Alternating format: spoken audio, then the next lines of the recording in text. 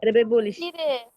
শিক্ষার্থীরা আসছে। একাদশ শ্রেণীর প্রিয় শিক্ষার্থী ম্যাডাম আসসালামু আলাইকুম। তোমাদের এখন যে সাবজেক্ট করে হচ্ছে আসসালামু আলাইকুম। আসসালামু আলাইকুম। ম্যাডাম আসসালামু আলাইকুম। ম্যাম আসসালামু আলাইকুম। প্রথম পত্রের আমি আজকে পড়াবো নিম গাছ। নিম গাছ হলো একটা গল্প। হ্যাঁ, প্রবন্ধ। এটা লিখেছেন বনফুল। বনফুল বনফুল থেকে একটা ছদ্মনাম। আমার আসল নাম হলো বালাইচাঁদ মুখোপাধ্যায়। হ্যাঁ, তার আসল নাম হলো বালাইচাঁদ মুখোপাধ্যায়।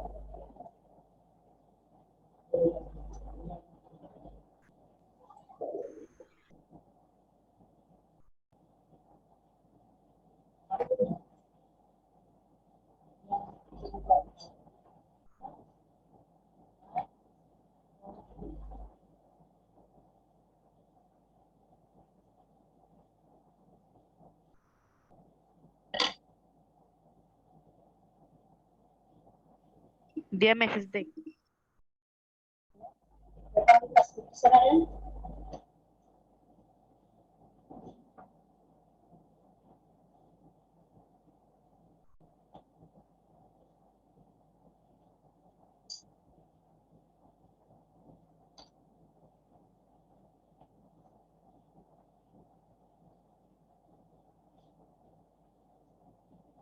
বনফুল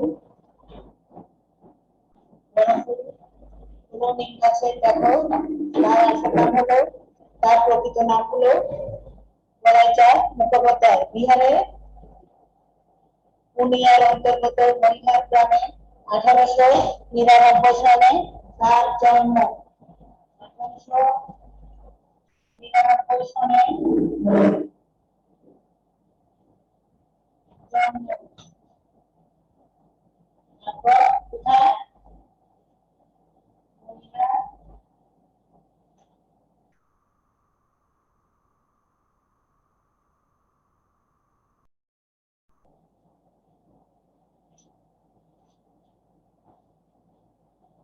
মরিহাট গ্রামে।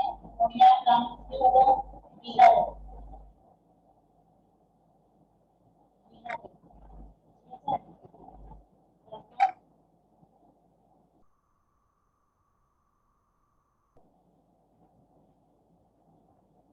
তারপর 1918 সনে তার ম্যাট্রিক অর্থাৎ এসএসসি আর হাজারিবাগের সেন্ট কলম্বাস কলেজ থেকে 1920 সালে আইসি এবং 1927 সালে পাটনা মেডিকেল কলেজ থেকে এমবিবিএস পাশ করেন। আচ্ছা, মেডিকেল অফিসার পদে চাকরির মাধ্যমে বনফুলের কর্মজীবন শুরু। বনফুলের কর্মজীবন শুরু কোথায়? পাটনা মেডিকেল অফিসার পদে চাকরির মাধ্যমে বনফুলের কর্মজীবন শুরু কোথায়? কোন সনে? দেখো, 1918 সালে শনিবারের চিঠিতে ব্যঙ্গ কবিতা ও প্যারোডি লিখে তার সাহিত্যাঙ্গনে প্রবেশ। তার সাহিত্যাঙ্গনে প্রবেশ কখন? 1918 সালে শনিবারের চিঠিতে ব্যঙ্গ কবিতা আর প্যারোডি লিখে তার সাহিত্যাঙ্গনে প্রবেশ। আচ্ছা, প্রবাসী পত্রিকায় তিনি 1 পাতা 8 পাতা গল্প লিখতেন। কোন পত্রিকায়? প্রবাসী পত্রিকায় তিনি কিছু কিছু গল্প লিখতেন। গল্পগুলো আকারে ক্ষুদ্র অথচ বক্তব্য ছিল খুবই তাৎপর্যপূর্ণ। তার উল্লেখযোগ্য গল্প গ্রন্থগুলি হলো, দেখো কি কি? বনফুলের গল্প, বনফুলের আরো গল্প, বাহুল্য, বিন্দু বিসর্গ, অনুগামিনী, তন্নি, উর্মিমালা, দুর্বি ইত্যাদি। ঠিক আছে? বাস্তব জীবনে ও জ্ঞান বিজ্ঞানের বিচিত্র উপাদান তার গল্প উপন্যাসে নিপুণভাবে প্রকাশিত হয়েছে। বনফুলের উল্লেখযোগ্য উপন্যাসগুলি হলো, দেখো, তৃণখণ্ড, কিছুক্ষণ, দৈরথ, তারপর সে ও আমি, জঙ্গম, অগ্নি ইত্যাদি। আচ্ছা, দেখো এছাড়া বনফুলের কবিতা, ব্যঙ্গ কবিতা, চতুর্দশপদী চতুর্দশপদী কবিতা, তারপর জীবনী, নাটক, নির্মল, তারপর শ্রী মধুসূদন বিদ্যাসাগর প্রভৃতি তার অনন্য সাধারণ সৃষ্টি। বিভিন্ন পুরস্কার সহ তিনি পদ্মভূষণ উপাধি লাভ করেন। বিভিন্ন উপাধি সহ বিভিন্ন পুরস্কার সহ তিনি পদ্মভূষণ উপাধি লাভ করেন। দেখো এবার 1979 সালে তার 9 ফেব্রুয়ারি কলিকাতায় তিনি মৃত্যুবরণ করেন। তার মৃত্যু হয়েছিল তখন 1979 সালে 9 ফেব্রুয়ারি কলিকাতায় মৃত্যুবরণ করেছিলেন।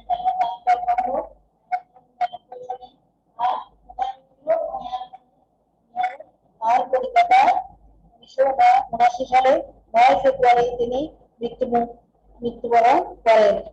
আচ্ছা দেখো আমরা যেটা করাবো এখন সেটা হলো নিম গাছ।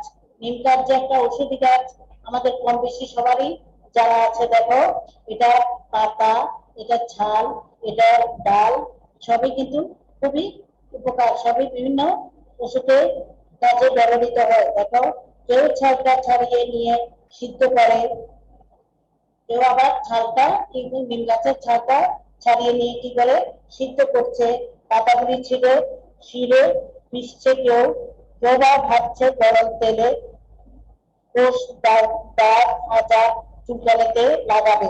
কি লাগাবে? ওই যে ছালগুলি ছিঁড়ে নিচ্ছে সেগুলি সিদ্ধ করে কি করে পাতাগুলি ছিঁড়ে পিষে কেউ লাগায় তার তাদের মধ্যে মানে যেগুলি চুলকায়, যেগুলি স্কিন ডিজিজ যেটাকে বলে চর্মরোগ, সেই সব রোগে ওষুধ হিসাবে ব্যবহার করে। আবার কেউ ভাজে, ভাত দিয়ে খায়, ভাজা চুলকানিতে লাগায় চর্মরোগে। এটা হলো একটি অব্যক্ত মহাসুর। কচি পাতাগুলি খায়ও অনেকে, এমনি এমনি কাঁচাই কচি পাতাগুলি খায়। আচ্ছা, কিংবা কে বা ভেজে বেগুন সাহায্যে খায়। যকৃতের পক্ষে ভারী উপকার। বলছে যেটা বেগুন দিয়ে ভেজে খায় সেটা যকৃতের জন্য, মানে এটা হলো যকৃতের জন্য, মানে লিভারের জন্য, শরীরের জন্য খুবই উপকারী। যে ভেজে যেটা বেগুন সহযোগে খায় যকৃতের জন্য খুবই উপকারী। কচি ডালগুলি ভেঙে চিবায় কত লোক, ডাল ভালো থাকে, আবার কচি ডালগুলি ভেঙে চিবায়, এগুলি দাঁতের জন্য খুবই ভালো। কবিরাজরা প্রশংসায় পঞ্চমুখ। এই গাছের বিভিন্ন অঙ্গ নিয়ে কবিরাজরা বিভিন্ন প্রশংসায় পঞ্চমুখ থাকে। বাড়ির পাশে গজালে বিজ্ঞরা খুশি হন। বাড়ির পাশে গজালে কি হয়? বিজ্ঞরা খুবই খুশি হন। বলে নিমের খাওয়া ভালো, হাত কেটো না। এবারে যদি নিম গাছ থাকে বাড়ির পাশে, তাহলে বিজ্ঞজনেরা এটা কাটতে দেয় না, কেননা এটা বাতাস ভালো, এটা ডাল ছাল, তারপর পাতা সবই উপকারে লাগে। আবার নিমের হাওয়াও নাকি খুব ভালো, এটা বিজ্ঞজনেরা কাটতে দেয় না। আচ্ছা তার একটু যত্ন করে না, আবার যত্ন, এটা এত উপকার এত ওষুধের কাজে ব্যবহৃত হয়, তারপরেও বিজ্ঞজনেরা কি করে, তারপরেও কি করে লোকে এটা যত্ন নেয় না। যত্ন না নিলে কি হয়, এটা চারিপাশে ময়লা জমতে শুরু করে। যদিও ইট দিয়ে কি করে একটা সান বাঁধিয়ে দেয়, তারপরে এটার ভিতরে অনেক ময়লা জমতে থাকে। হঠাৎ একদিন কি করে দেখো, হঠাৎ একদিন একটা নতুন ধরনের লোক এলো, মুক্ত দৃষ্টিতে চেয়ে রইল নিম গাছের দিকে। ছাল তুললে না, পাতা ছিঁড়লে না, ডাল ভাঙলে না, মুক্ত দৃষ্টিতে চেয়ে রইল শুধু। কি করলো? একদিন একটা লোক আসলো, সেই লোকটা কি করলো? নিম গাছের দিকে তাকিয়ে রইল। সেই লোকটা কিন্তু ছালও তুললো না, দাঁতও ছিল না, ডালও ভাঙলো না, মুক্ত দৃষ্টিতে চেয়ে রইল শুধু, বলে উঠলো, বাহ কি সুন্দর, কি সুন্দর পাতাগুলি, কি রূপ, থোকা থোকা ফুলেরই বা কি বাহার, এক ঝাঁক হচ্ছে কি, এক ঝাঁক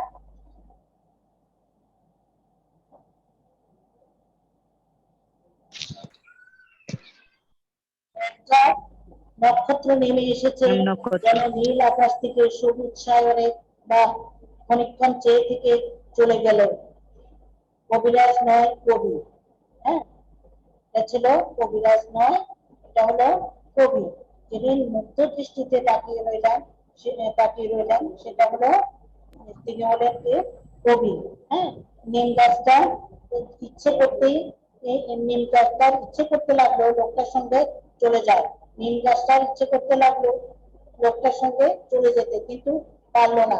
মাটির ভিতরে শিকড় অনেক দূর চলে গেছে, মাটির ভিতরে শিকড় অনেক দূর চলে গেছে বলে নিম গাছ লোকটার সাথে চলে যেতে পারলো না। কেননা তার শিকড় অনেক দূর, কি, অনেক দূর পর্যন্ত চলে গেছে। বাড়ির পিছনে আবর্জনা স্তূপের মধ্যে দাঁড়িয়ে রইল সে। ওদের বাড়ির গৃহকর্ম নিপুণা লক্ষ্মী বউটার ঠিক একই দশা। প্রিয় শিক্ষার্থী, এটা কিন্তু একটা প্রতীকী গল্প, এটা কিন্তু একটা প্রতীকী গল্প। নিম গাছটার সাথে ঘরে সে লক্ষ্মী বউটার সাথে তুলনা করা হয়েছে। লক্ষ্মী বউটা যেমন ঘরের বিভিন্ন কাজকর্ম নিপুণ হাতে করে, সবার দিকে খেয়াল রাখে, ঘরের প্রত্যেকটা সদস্যের দিকে খেয়াল রাখে, ঠিক একইভাবে নিম গাছটা ঠিক একই রকম। তার বিভিন্ন অঙ্গ প্রত্যঙ্গ, তার বিভিন্ন শাখা প্রশাখা, তার গাছ, তার পাতা, তার ডাল, তার ছাল বিভিন্ন কাজে লাগে। ঠিক যেরকম একটা আহ, গৃহবধূ, লক্ষ্মী গৃহবধূ তার ঘরে বিভিন্ন কাজে লাগে, বিভিন্ন উপকারে লাগে, যেমন তার বিভিন্ন সদস্যদের প্রতি খুবই যত্নবান থাকে, সে খেয়াল থাকে, তাদের যত্ন নেয়। যদিও তার ইচ্ছে করছিল যে সে ভবিষ্যতে চলে যেতে, কিন্তু সে পারলো না। কেন পারলো না? ওই যে সবার প্রতি তার একটা মায়া মমতা বসে গিয়েছিল, ঠিক সেজন্যই। নিম গাছটা একটা প্রতীকী গল্প। দেখো এখানে বাকল শব্দ অর্থ দেখো, ছাল, ছাল মানে কি, বাকল। এখানে নিম গাছের বাকল বোঝানো হয়েছে, এখানে নিম গাছের বাকল বোঝানো হয়েছে। দেখো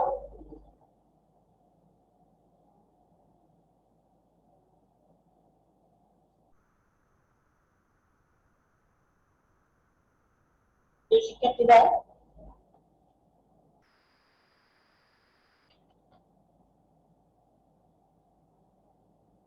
বাকল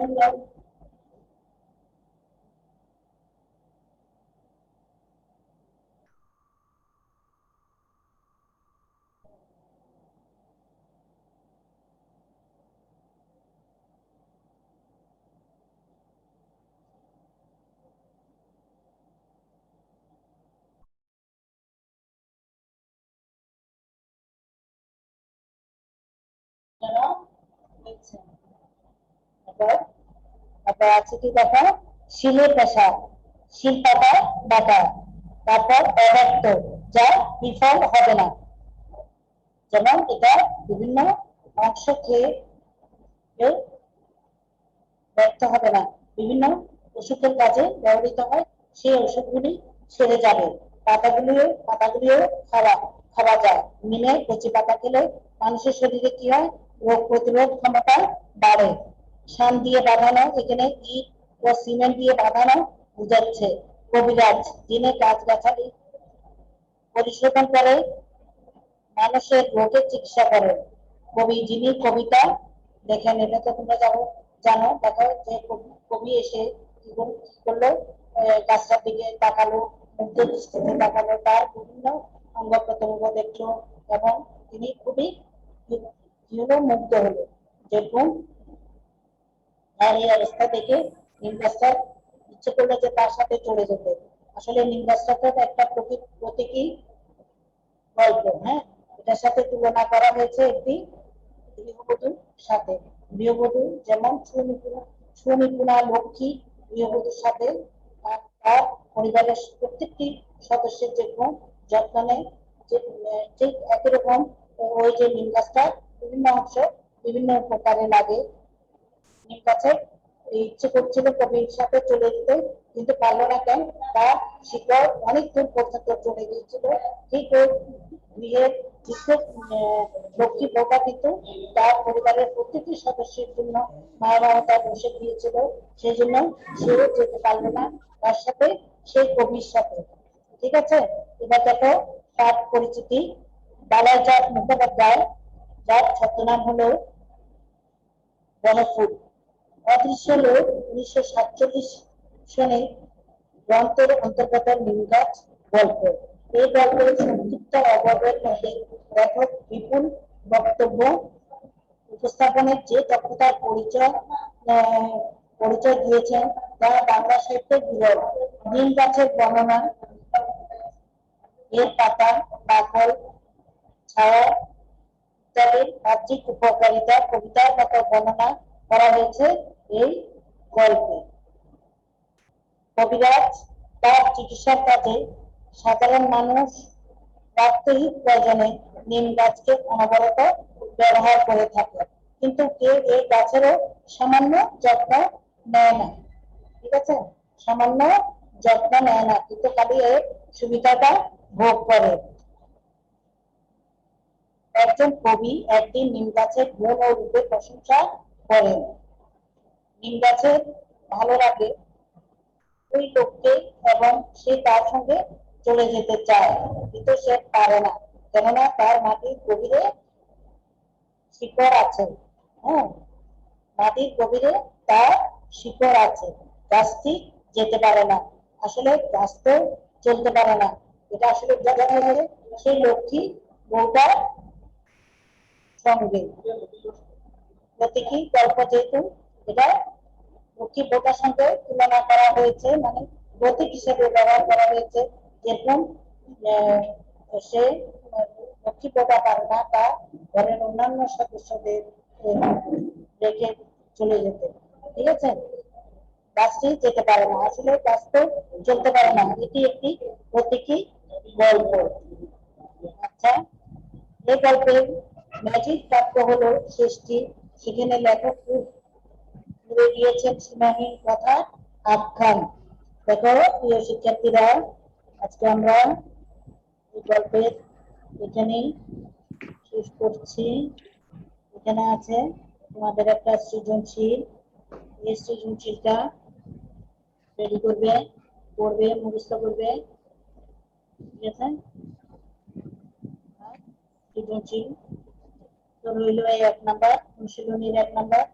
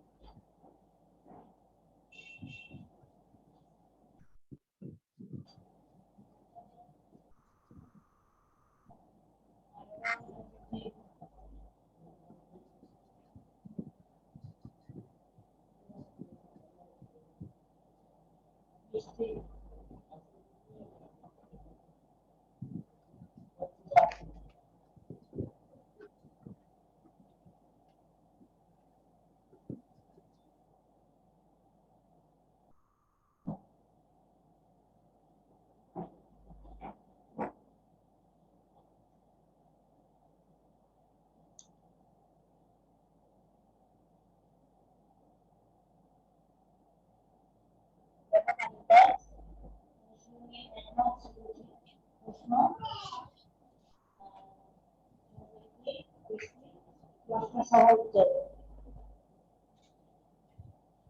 আজ এ পর্যন্তই। প্রিয় শিক্ষার্থীরা, তোমরা ভালো থাকবে, লেখাপড়া করবে, আর কালকে তোমাদের ক্লাস আছে, ক্লাসে আসবা, তোমাদের অ্যাসাইনমেন্ট জমা দিবা এবং নিয়ে যাবা। সে পর্যন্তই।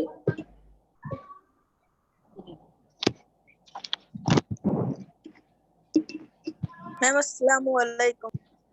ম্যাডাম আসসালামু আসসালামু আলাইকুম। আলাইকুম। ম্যাম আসসালামু আলাইকুম। ম্যাম আসসালামু আলাইকুম। তুহিন আছো? তুহিন শুনতেছো? জি, কে করতেছো ভাই? কি করছো এখন? এখন বাইরে যাও, কালকে দেখা হবে। এটা কি